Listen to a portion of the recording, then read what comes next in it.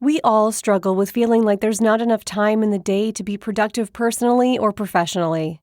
We all struggle to make our time matter. It's time to take control. It's time to start investing in the corporation of you. At Athena, they've helped over 700 ambitious professionals achieve more by connecting them with best-in-class, globally remote executive assistants. Athena executive assistants go beyond basic administration tasks.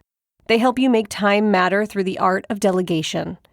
They believe delegation is the superpower of all highly successful people, and your personal EA will help you get there. Your EA is a one-on-one long-term partner to help you achieve your personal and professional goals.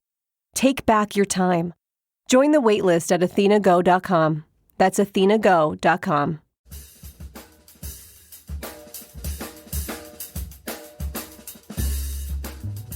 Hey guys, no fancy intro today. I just felt the need to have a bit of a reaction show, a bonus episode, because there was a big mic drop this week from the Biden administration. They're reviving the Cancer Moonshot, which, if you're unfamiliar, was something they put into place after Trump took office and Beau Biden tragically lost his life.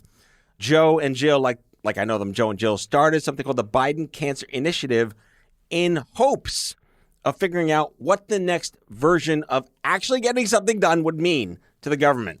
And it fell by the wayside, and then he ran for president, and here we are a year into his administration, and my God, mic drop, it's back.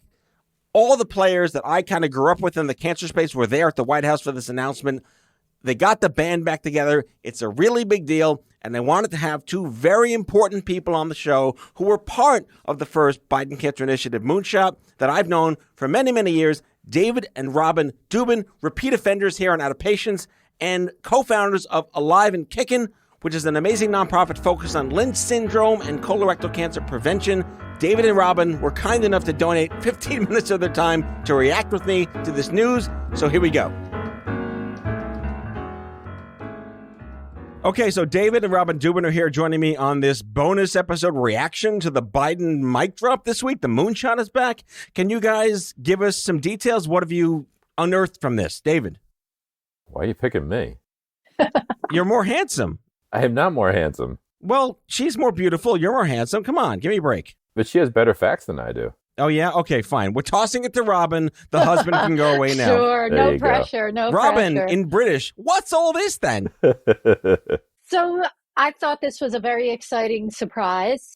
We know that some of the people that we had worked with in the past on the Biden Cancer Initiative and that were in the White House from the previous Cancer Moonshot when it was announced 5 years ago are in the White House again. So we knew that this was going to be a priority.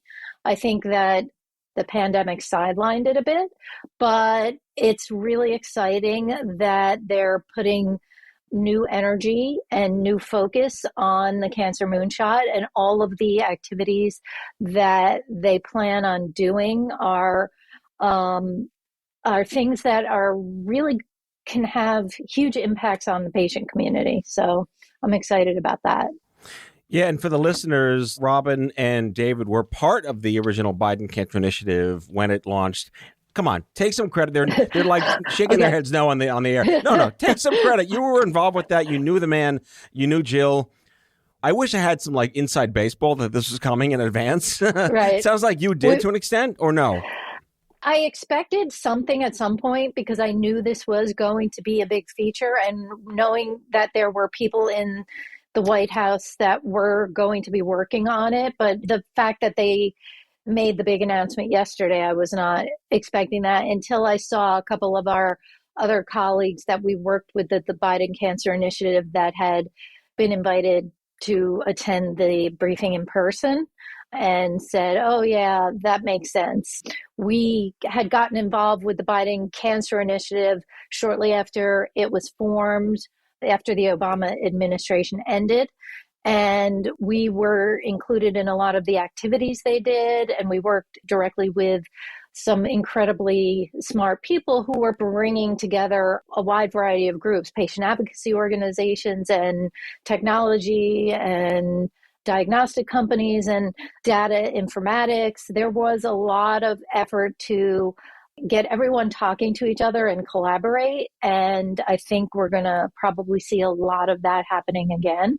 When you look at the initiatives that they're pushing, I mean, they're in line with a number of the initiatives that were put forth 5 years ago, and we're pleased to say that they're initiatives that fall in line with what we're trying to accomplish at AliveAndKickn. So we're very excited to see them come to fruition. My head first went to the movie Dave with Kevin Kline, where at the end he says, I'm going to give every American a job if they want it. Like with no details and no specifics, and there you go. So that's my first reaction. Go. Yeah, go. Do your thing. Exactly. Then Ving Rhames is the bodyguard at the end, and everything is fine. Pop culture references aside from the 1990s, the top two lines here cut cancer death rates in half in the next 25 years, which I think is reasonable, and then improve the lives of people with cancer and their families. Again, hopefully the devil will be in the details as the journalists and the industry start to push what does this really mean, how do we help? But David, you and I were living with better problems to have than dying many, many years ago. What's your take on living with cancer, improving the lives of people beyond cancer? Are we entitled to things because we didn't die? Or is it like we're just going to be, hey, it's better than not be dead? Well, I think it's a combination of both. I think we are entitled to certain things because we didn't, in fact, die. At least as far as I checked this morning, we have not.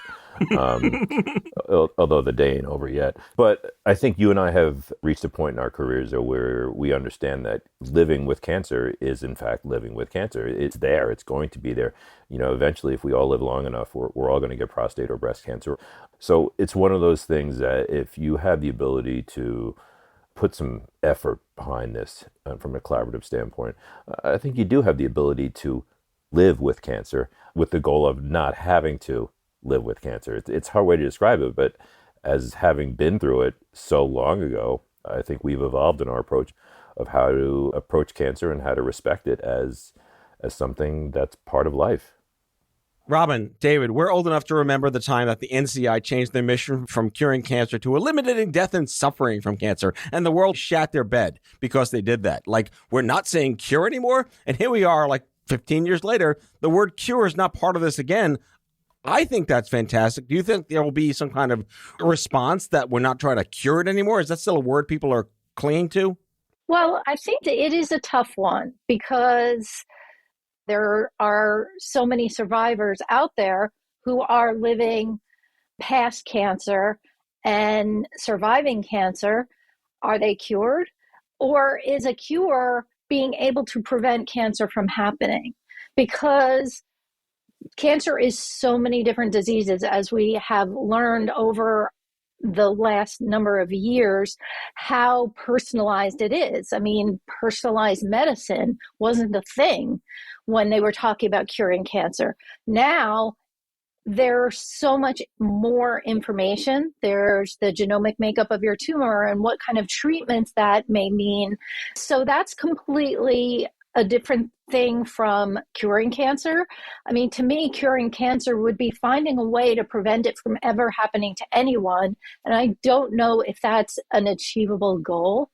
And I don't see how the National Cancer Institute can kind of have as their tagline something that's not an achievable goal. Right. And David, one of the other initiatives here is to encourage people to get regular cancer screenings and to give more access to home screenings. You focus in the Lynch syndrome space, which is precursor potentially to colorectal cancer. What could that possibly look like in your wheelhouse? I think we've seen the rise of telemedicine as an initiative for treating people, especially during these times when many of us are either unable or unwilling to make it out there and be in the public space at this point. So you have a lot of screening options now you can do using video, using a telephone, because it has become so routine now. So you can look at skin and you can have conversations about symptoms where you don't have to go to an office anymore and wait and fill out forms. So you have a lot of options. Your colonoscopy is still going to be something that probably has to be done in person. I'm pretty sure we can't get past that one. Although Rosie the robot just going to show up one day, and that's the Jetsons are going to solve all our problems. I look forward to Rosie the robot paying me a visit. But you get my point. The ability to transfer information electronically has really opened up some doors and has allowed this to occur. Genetic counseling and genetic testing have both been remote for a number of years. So when saliva had the ability to detect as well as blood in terms of DNA, it opened up a lot of doors. And now you have testing being done from home, shipped off to the netherworld, results coming back. And then you have a specialist being able to walk you through what it actually means, namely typically a genetic counselor.